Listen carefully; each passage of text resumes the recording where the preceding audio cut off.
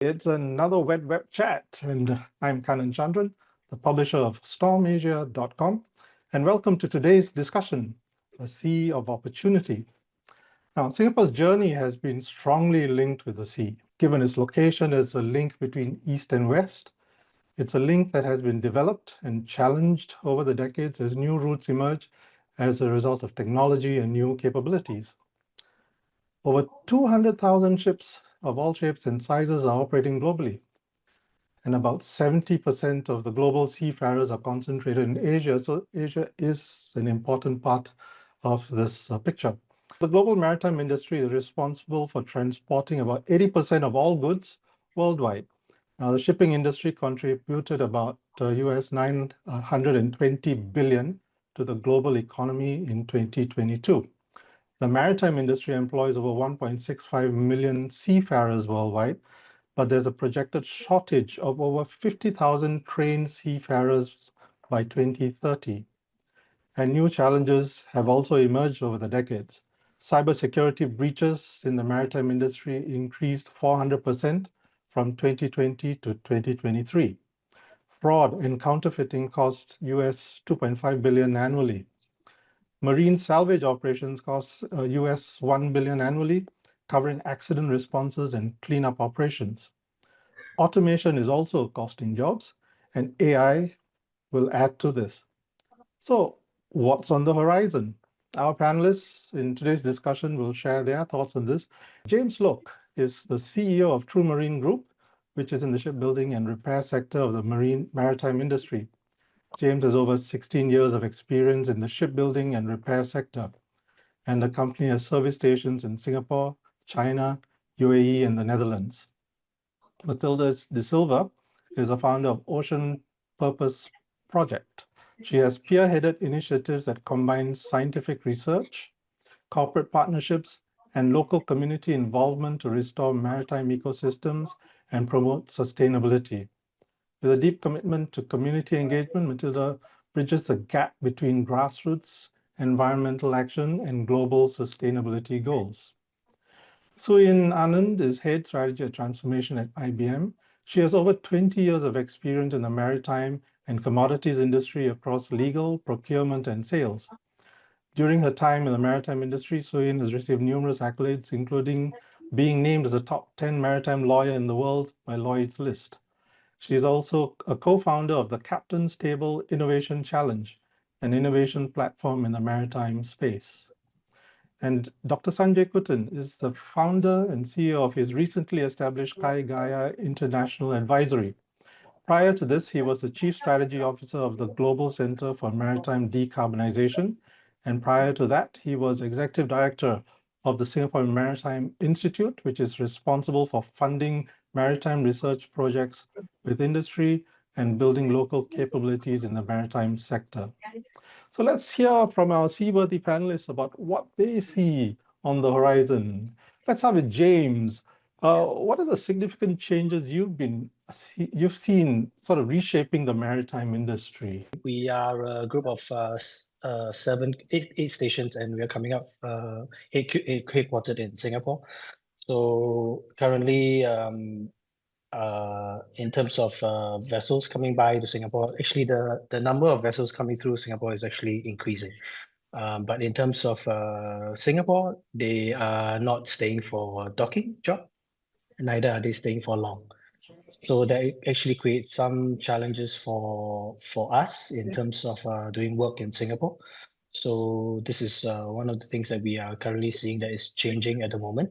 Also, due to the global trade, some of the tariffs, we see a shift also in the the trade movements. Vessels may not be passing through due to the tariffs in certain areas. So that is also causing some of the trade movements that we are seeing as well. So these at the moment are causing some shifts in the norms that we usually see, at least for us in the MRO side.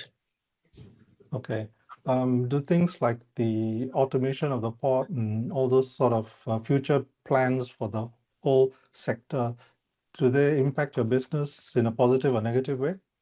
For the MRO side, it's the ports are actually much more efficient than before.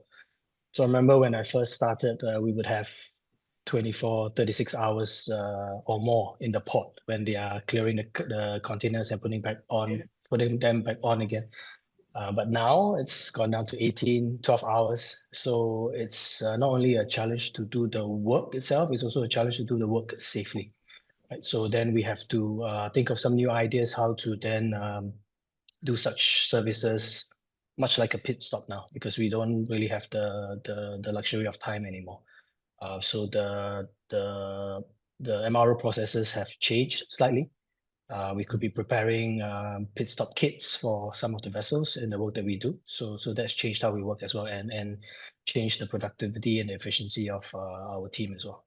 Sanjay, let's move on to you. You've had a lot of experience from behind the scenes somewhat. And what are the significant changes you've seen reshaping the industry? I think one is we need to get over the assumption that the industry has just started this whole decarbonization journey.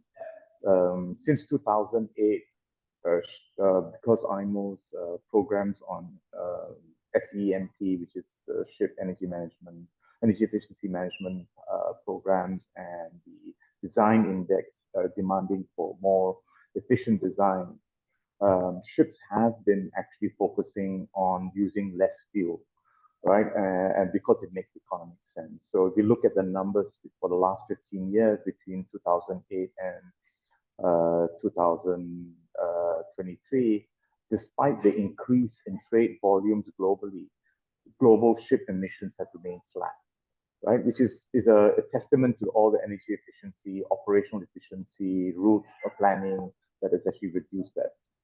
The challenge going forward, and it's a commitment, I think, you will see at the IMO, a few years ago, the target was 50% reduction by 2050. Today, and at July last year, they've upped the ante and gone to near zero emission targets, right?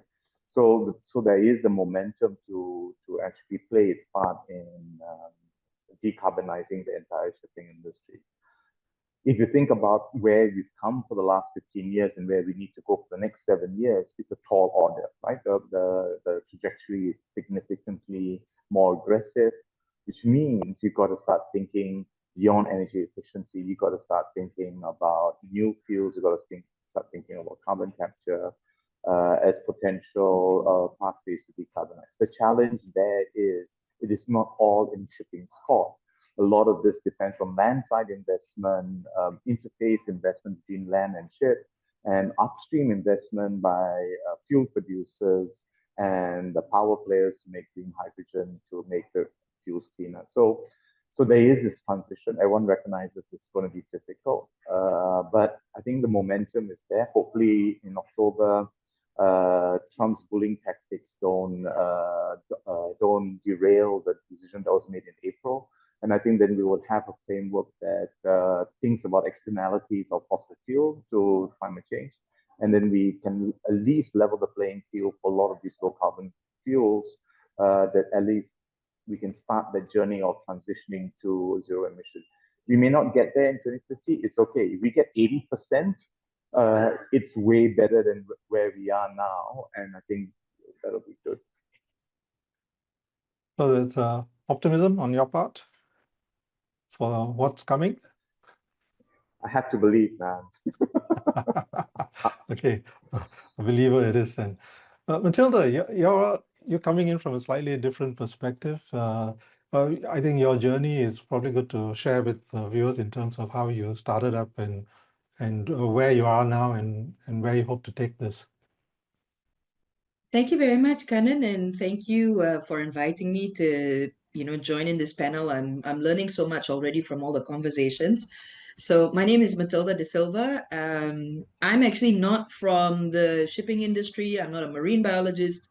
I used to be on Singapore Idol, which is probably, something that everybody's probably going to start Googling and finding all of my old YouTubes.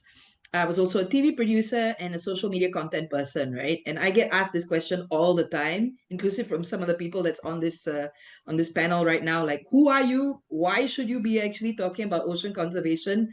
And really, in how I got involved in this was I was a dragon boater representing Singapore in a race in the Philippines. I was exposed to polluted water, and then I developed 4 autoimmune conditions because of exposure to what then, 3 years later, we found out was untreated raw sewage, all forms of bacteria as well as algae bloom that was in that water. And that's really where Ocean Purpose Project, my social enterprise, began. I quit a great job at DBS to start this in 2020, and I think we all know what happened in 2020. But one of the things that I was very adamant about, I didn't want this to be just another eco-influencer going off and doing beach cleanups and standing on stage and talking about issues. Ocean Purpose Project, well, purpose, I think I think you already get the purpose now. The project bit is really what we focus on. How do we prototype solutions, for example, around converting ocean plastics into hydrogen? So that's again where we're looking to answer a lot of these questions that were brought up at MEPC 83 this year. They're talking about decarbonizing shipping, they're talking about future fuels, green ammonia, methanol. But our goal is to literally turn all of that floating plastic that's out in our oceans, that's washing up on our beaches, into plastic to hydrogen that could actually, or even plastic to VLSFO, that can really benefit the shipping industry. So that's one of the projects that we do. The other aspect of what we do is something that was also mentioned by the IMO in MEPC 83, which is around bioremediation. So we work on things like working with floating fish farms in the north of Singapore in Pasir Ris. We grow seaweed and mussel lines that absorb excess chemicals at sea that cause algae bloom, bacteria bloom. And what the shipping industry calls biofouling, we actually call bioremediation. And so all the research that has been conducted around biofouling in the northern part of Singapore's Anchorage is very interesting to us. That's stuff that actually helps us to figure out how smallholder fish farms can actually be part of the solution. So a lot of what we do is really about saying, there's these buzzwords, there's all of this marine decarbonization and the need to remove chemicals at sea. But for us as NGOs, what we're really trying to also push to our industry is, let's not just do fancy little beach cleanup or kind of market these things. Let's actually create prototyped projects that understand what some of these key issues are. Let's work together with maritime industry, and that's why we have an MOU with Singapore Maritime Foundation. We're also, whenever there's an oil spill exercise or a chemical spill exercise, we're on board some of these vessels. I think we just did the chemical spill exercise aboard the Mata Ikan with MPA. So we're also understanding how some of this is tackled by the industry. But we're not just sitting there and enjoying a free tour of Singapore's waters. We go off and source for possible solutions. So, for example, there's a solution that we're trying to propose to absorb oil spills that is made out of kind of a seaweed fabric that comes out of Japan, where it's like an absorbent pad. You put it on top of an oil spill and it absorbs from the surface, so it can be used in conjunction with oil booms. So that's really where, for us as a social enterprise and an NGO in this ocean conservation space, we're looking to work with the maritime industry and also address some of these pain points that I mentioned. Very good, Matilda. Just wondering, I mean, being small in a large industry must pose certain challenges. How do you get over that? I mean, how do you get yourself noticed and heard? And are people responding? Are the right people responding as well? It's quite funny. Like I thought that like me being a, an entertainer or a former actress on the news was literally going to work to my detriment. But ministers, cabinet ministers look at me and go like, hey, are you going to sing that Frank Sinatra? Like, can you do this? And then I'm like, yes, sir, I'll do it later. But first, can we talk about this, and this? So it's a great foot in the door. I wouldn't suggest it for everybody in this industry. You kind of need to have a little bit of pangkat, right? Which I do have as a Singapore idol. But the second bit is really we're so small. We're not WWF or Conservation International. We're not like like funded by a big family office. We're literally just like this small little community project that actually is my offices are on the beach. So what you see in the background, that's actually our view. We're on the beach, we're on site, we're there every single day in Pasir Ris. And I think what's really helped us is a lot of our clients, many of them from maritime, stepping forward and saying, respect, it's been 5 years or 4 years, you guys have just continuously, kept at it.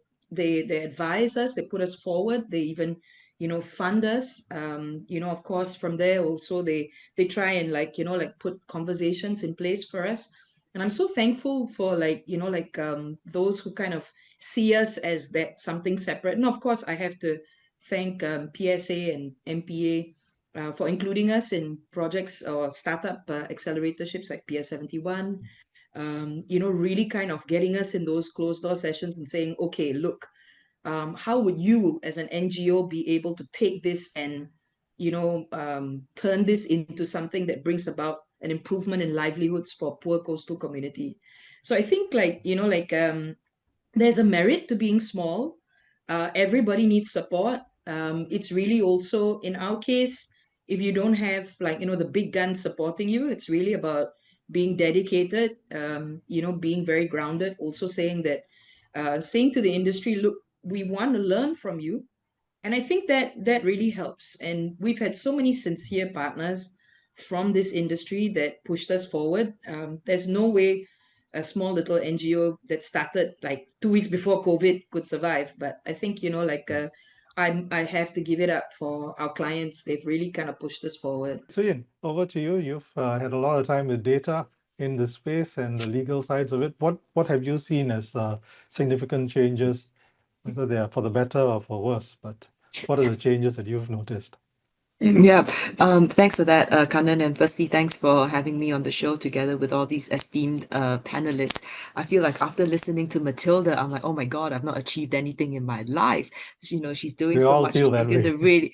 She's taken the really difficult move of, giving up the comfortable job to actually focus on something that she's passionate about, and which I think is actually, the unspoken part about the environmental impact on maritime. Okay, not so much unspoken, but it's not, the ocean litter and what we're doing with ocean litter is not spoken about as much as we talk about decarbonization. So maybe to take a step back, you ask what I've seen. Yes, I come from a legal background. Then I run a maritime pitch innovation challenge out of Hong Kong called the Captain's Table. And now I work with IBM Consulting. I think as it comes to the maritime industry, what I have seen is actually a little bit of a shift in attitude amongst the front runners or the more forward-looking ship owners who are actually looking at sustainability through a different lens. I think in no part this is driven by regulations that have started to be imposed on shipping, and then also now looking at the IMO net zero framework pricing mechanism that I hope will come and be fully adopted in October. So some of the more innovative forward-looking ship owners are now looking at sustainability and thinking, firstly, yes, compliance, I need to comply, but secondly, how do I actually create new business models out of this? Now, if I have to use sustainable fuels, how can I embark upon a project where I not only get access to sustainable fuels, but I can work with other consortia partners perhaps to come up with different business segments where we can actually create value together, share value, and then leverage a platform to amplify value. So I think people are now no longer really saying, oh, wow, we're not going to pay for it. It's too expensive. And why bother? I'm going to wait. Because seeing the regulations that are coming upon shipping, some people are now beginning to think, wait a minute, if I don't start now, the cost of a compliance is probably going to be a lot more expensive if I start in 10 years. So let me start experimenting now. That being said, I always say there's no one shipping industry, right? Because there are many different verticals in shipping, and each of these verticals have their different supply chains. So the attitude in these different supply chains differs based on how difficult it is actually for them to start upon their decarbonization or abatement journey. But there's definitely been progress, and I think I think technology has a large part to play in that, because you started off by asking me about data. I think definitely in the last 5 years, you see the maritime industry taking a bigger interest in their data.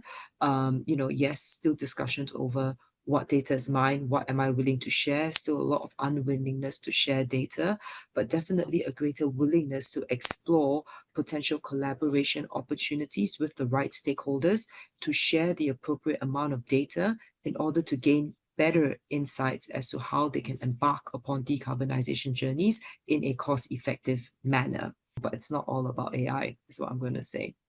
With all that data, right, what have you learned that sort of surprised you? I think it goes back to a point that Sanjay mentioned or started off by saying, right, that actually shipping has been on this journey. We always talk on it as though shipping, oh my God, you're so bad, guys. You're not doing anything. You're not doing your part for decarbonization.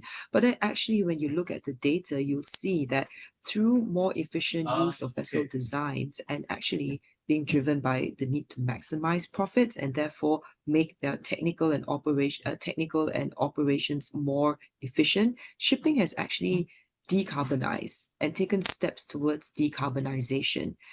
It's just that we're not moving fast enough to get to net zero by 2050. So if I want to look at the data in a positive lens, I'll say we're not starting from zero.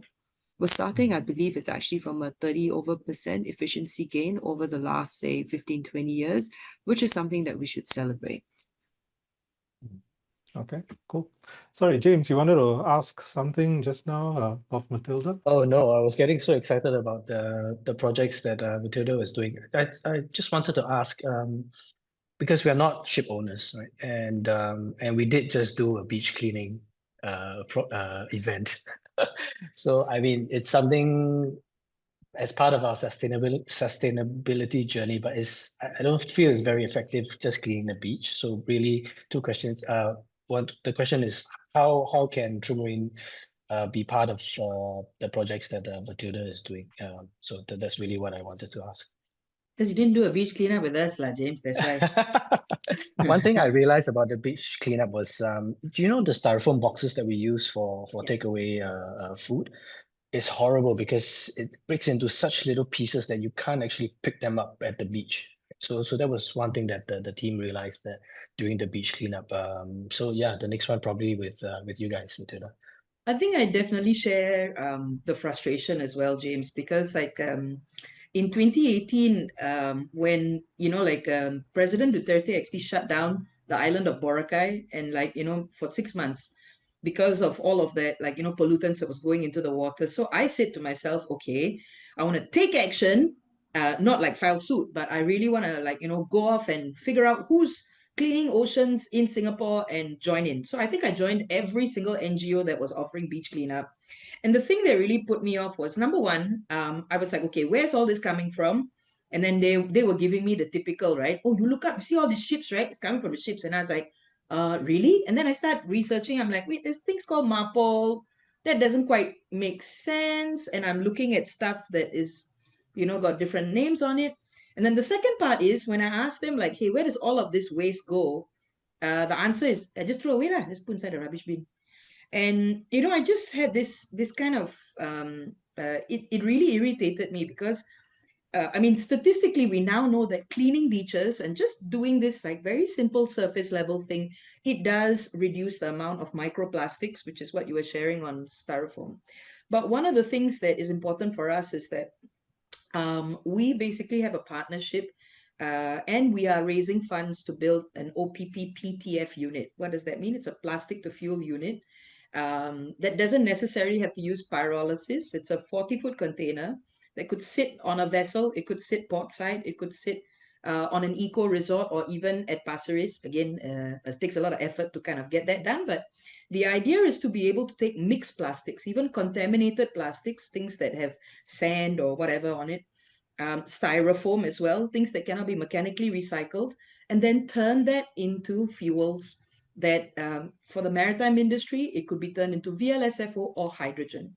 We're the only beach cleanup in the world where a section of our plastics is turned into hydrogen. And that's again where, even though we haven't launched the official 40-foot unit yet, because it costs $9 million Singapore to do it, but we still do like deliver that to our partners. That's again where the conversation that we're having, for example, with a tanker company that's one of our clients, was to talk about how 24,000 tanker arrivals in Singapore and in Malaysian ports, which of course then related to 1.1 million tons of plastics. This is what they shared with us, could actually be turned into 100,000 tons of hydrogen or 809,000 tons of low sulfur fuel, which could then be, it will not be the sole fuel, but it could be blended with like bunker fuels to achieve that signature fuel composition. Now again, I'm not an engineer. I'm not sure if I'm articulating this in the most technical terms, but really these kinds of conversations that we have as an NGO are really where we want to take this topic of plastic as an issue. And one of the big issues around plastic also is this point of, and I mean even IMO also talked about it, right? They want zero carbon fuels, they want stronger biodiversity protections, they also want less plastic in the sea. So how do we really as an NGO do the hard work of saying we must meet the economic need, we must meet shipping's need, of course, regulatory need, but also serve the community need or environment need? And that's kind of the space that we play. We're not the Greta Thunbergs. We respect it. We believe you need to have that. We're not just content creators. We do have that, but it's also really saying, how do we achieve, all of those goals and really, find an operational way to do that within an OPP or a prototyping project. Yeah, maybe Kanan, if I can just add something from a different lens, right? Because I think this is something that I've been thinking quite a bit about this year, which is basically how do we start approaching sustainability-linked investments or projects? Because very often in the post-World War II productivity-driven Western philosophy world, we look at any investment that we do through almost a pure lens of profit maximization, right? And or productivity gains. Now, but when you start talking about sustainability, that lens doesn't work, because you need to start talking about pricing in externalities, or actually considering the internal costs that some of your decisions will make. So it's brought me to this point where actually, what does value mean? Right? And can we actually start going back to this, this concept that was developed in the mid 2000s about shared value, right? So when we look at a sustainability linked project, or even if it's like using renewable fuels, we need to look at it through the lens of what value are we creating, what value are we sharing, and what value are we able to then amplify largely towards society, instead of just dollars and cents. Because I think once we're able to create value, that becomes your driver to drive sustainable innovation. If we can then share our value with our stakeholders, then it's not just me asking someone for money to invest in my business or to pay more. I'm saying that if you come along with me on this journey, you can also make some money along the way. There is value that's being created to you. And if we come together and invest in data and all social platforms that can then help us perhaps take what we're doing to amplify it out to generate scale, then we're going to see movement. So I think this concept of shared value and businesses now making a shift to look at it through a different lens, it doesn't mean you're not making money, right? Because the business's goal is to generate value for its stakeholders, but we need to start looking at this a bit differently. Okay, there's a bit of some impact investing in what you just said, Suyin. Right. So I think that whole idea of shared value is probably something which the next generation entering the industry would be looking at as an important aspect of finding a job, right? So what do you think is going to be the future for them? I mean, when people are trying to apply for jobs, newcomers into the industry, what should they be prepared to do, and how should they prepare for it? But James, you're probably getting hires that way. So what's your take on that? I think for us, manpower is indeed a challenge. There are two parts to our manpower side because we do the MRO work itself, right? So one part would be our foreign worker friends. That part is something that we have to work with because some of the job scope is may not be something that our local workforce may want to do. So in a sense, we have to still be supported by our foreign friends. On the other side, marine industry has been viewed as not a very sexy industry. I think it's very laborious. Although this has changed as we move into sustainability and data and more so, it's shifted away from the laborious work. Right? So what we see now with new employees that are coming into the industry, one, they either have a passion for marine or they believe in a company that has a vision moving forward. Right? That's what we see. And in this sense, if we believe in sustainability and doing good for the planet through our work and the kind of work that we do, I think this could attract new talents coming in and joining our company. Yeah. Okay. How about you, Sanjay? You've been in the space, you've interacted with a fair few next generation possibly entering the fold. What are their thoughts and concerns?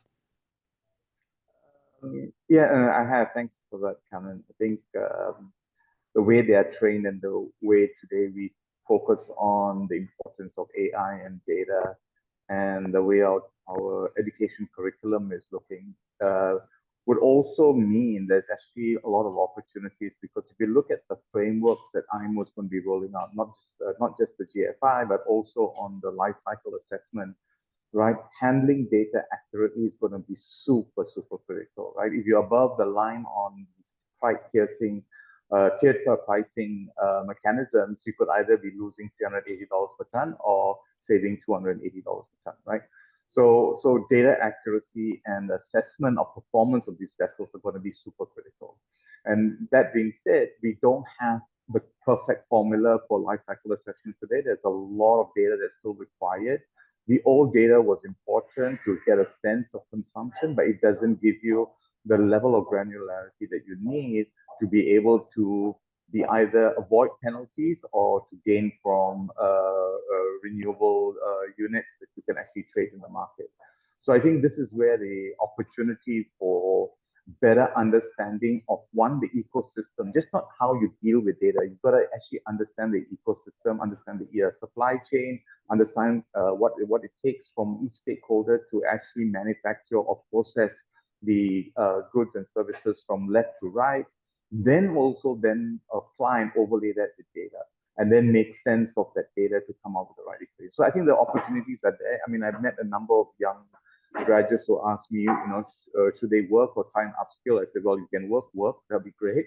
But if you had to upskill yourself, start thinking about getting capabilities in life cycle assessment, understanding that whole process.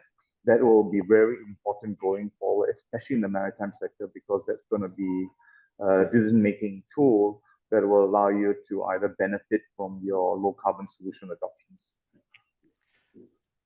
Matilda, yours being a startup sort of and small and NGO, is it difficult to get people on board to work with you, work for you?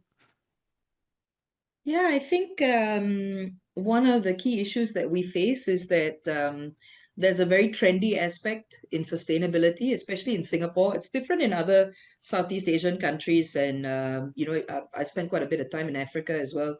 this year. So I think like what we're seeing is the interest of young people towards, let's say, maritime sustainability really varies in terms of different countries. I'll give you a very simple example. While standing on the Mata Ikan last year, basically understanding some of the issues around how oil spill is contained, watching like, the salvage vessels, with their oil booms and all of that, and hearing from all of this stuff. I had a very interesting conversation with two other NGOs who were saying that, oh yeah, we are really passionate about this. I said, okay, that's great. Next time there's an oil spill, can we count on you guys to come and help us to survey the coastline, to also look and see if there has been a movement. I think there was just a collision also recently, just within this week. So I said, can we count on you guys to join our OPP team? We spend every single day, once in the day and once in the night, monitoring. So when there was an oil spill, 4 of them last year, this year as well, that's what we do. And they were literally like, you mean what? Like go and walk the coastline? You mean like what? Like document this thing? No lah, no. We're happy to kind of advise and Google and stuff, and maybe make a Canva post about it, but we're not gonna do that. And I think like if I in some of my conversations that I've had with our clients in shipping, we're starting to see this, and it affects the resilience of the industry or the resiliency of the individual in a role in maritime. I had a question from someone who's actually a scholar who asked me, like, when you say beach cleanup, you mean like we gotta be like on the sand, on the water? And I was like, you gotta be joking me, right? But it was actually a serious question. And I think one of the key things that's so important in education that we're trying to do even with our school programs that hasn't quite gotten off yet is really baking in that resilience. And I can see it when I do training programs around this region. Young people from, let's say, Malaysia or Indonesia or Thailand, especially those who come from coastal communities or indigenous people of those coastal communities, they have completely different agendas in terms of what matters around the environment or jobs and livelihood. And so I think that little bit of like, that bit of struggle that they have to go through, it does, like create like a difference in terms of the level of dedication that they have for my industry at least. So I think like if we could do that in Singapore, that would be really great. If we could actually also, explore how this could be something that helps to train those mariners that will be on vessel, to kind of like get ready for the life that, that life marine biologists need, like, some of these maritime engineers who work with us. So I think like, Yeah. that resilience bit, I have no answers, honestly, Kanan. Okay. If No, I it's a need perspective that's help. useful. I need You help. need help. Okay, we'll put that out there. We've got a lot of a few questions Oh, that yeah, have come okay, in. sorry. Yeah. Do the questions. Yeah, so we can at least get some of those answered. Sanjay, there's one for you. Do you think purchasing carbon credits is the right approach when in reality, many companies continue to increase emissions rather than reduce them? Yeah, I think it's a two-edged sword, right? It does have merits, and I think the question of administrating the credits and the way you do the MRVs to make sure they are real and make sure that the eventual beneficiary is actually Mother Nature, right? So you need to kind of really look at the quality of those carbon credits. And I think for shipping, that there's more of a desire to do insetting. So, I mean, to share the carbon credits within the fleets or within the consortium of fleets so that they can actually then reduce the entire footprint for the entire ecosystem. So there are different mechanisms out there, but they have to apply to what works, but the quality of those credits is the first step that needs to be established. There's a question about cutting fuel costs. Besides the direct benefit in terms of the bottom line, what are the other benefits from lowering fuel consumption? When the financial crisis hit 2008-2009, already vessels were starting to redesign their vessels, cut the output of the engines and trying to reduce the power to the engine. Not necessarily directly to the company itself, but I think at large, all their suppliers also will benefit from this reduction. Maybe if I put it through another lens, right? Like fuel cost goes towards your cost of operating a ship. So in theory, if your cost of operating is reduced because your fuel cost is reduced, then that reduction, in theory, should be actually passed on to your end users and consumers as well. So for example, if we look at the container liner industry, they usually tag on a fuel surcharge. I mean, most segments do, right? But then this fuel surcharge is tagged on as an additional cost to your cost of a container, say a 20-foot container. Again, if fuel costs reduce, in theory, you would hope that this fuel surcharge also is reduced accordingly. So the end user, the consumer, does benefit eventually. It's a pass-through. Okay. And Srin, maybe I could just chime in there, Kanan. The strange thing is, the container industry, if you're just moving shoes, for example, even if you increase the price of the fuel by 2 times, the impact on the shoe is really marginal. I think it's really on the commodity side where the price of fuel will really have a significant impact. So it also depends on the kind of vessel you're operating and the kind of goods you're actually dividing the additional costs of fuel across the board. So we need to think about the vessel type as well.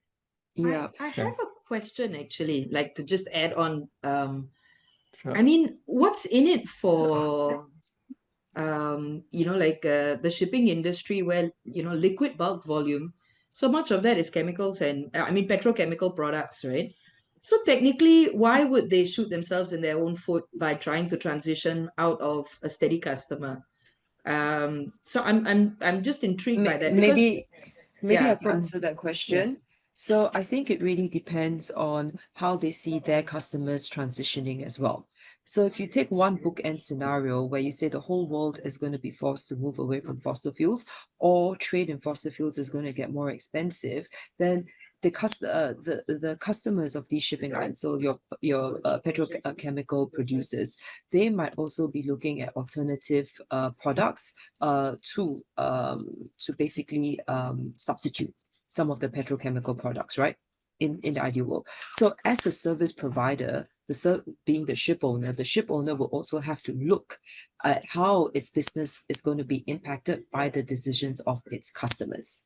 So that's why the ship owners are interested, because if, say, a crude oil tanker owner is seeing that its main customers are actually making a move towards renewable energies, which means that percentage of crude oil to be shipped is going to fall, then that crude oil tanker owner is going to start thinking about its new build projects and what type of vessels it will be ordering instead of just ordering crude oil tanker vessels. That's how it is. It's all demand and supply. Yeah, And a lot just of to it add is to also Julian, legislation, right? Yeah, and I was just going to say there's also this desire of managing your scope 3 emissions as well, right? If companies Yeah. begin to look across their scope 1, scope 2, scope 3 emissions, and then they say, okay, my scope 3 emission is really high because the shipping company is doing blah, blah, blah, then I also would demand the shipping company to do something about it because my internal target is to reduce scope 1, scope 2, and scope 3, right? So there's also that. Scope 1 is essentially energy that you use directly for your production of goods and services. Scope 2 is the energy that you bring in, like your electricity and things like that. And scope 3 is actually your entire supply chain, which is the most difficult to measure. But always remember, someone's scope 3 is also someone's scope 1, right? So if everyone gets their scope 1 in order, your scope 3 should actually work itself out, but that's theory at least. Do you want to go into the complexity of whether fuel oil emissions are a ship owner's scope 1 or scope 2? And why this whole thing is so complex? Maybe that's a discussion for another time. This is but a drop in the ocean, right? It's complex. This discussion. It's complex. It's vast. It drills into so many different areas and it covers so much of ground. But I thank you all for bringing your perspectives into this discussion, because it's been at least it's opened our eyes to what your areas are about and given us a bit more understanding into that. We didn't get much of a chance to get into what AI is going to do to this whole picture, but maybe if you could just wrap up with a thought each on what do you see as the future, especially, and you can weave in AI into that as well. What do you see as the future for this industry? Let's start with you, Suyin. So thanks. I think it's a multi-layered question that you've asked, but maybe I'll use this opportunity to push something that I'm quite passionate about. I really think we need to digitalize trade. Right. I really think that because now we focus so much on say decarbonization, but we actually need to get data. We need to get good quality data. We also need to focus on the social and the governance aspects of international trade. And for this reason, I think when we leave the cargo and vessel to one side and we start looking at the transfer of documents and the transfer of funds in international trade, we need to make a concerted effort to digitalize trade documents and trade finance. And I think if we manage to do that, we get better data from it, and then we can start making better decisions in the shipping industry. So digitalization of trade, please. I think that's a big opportunity area. All right, James.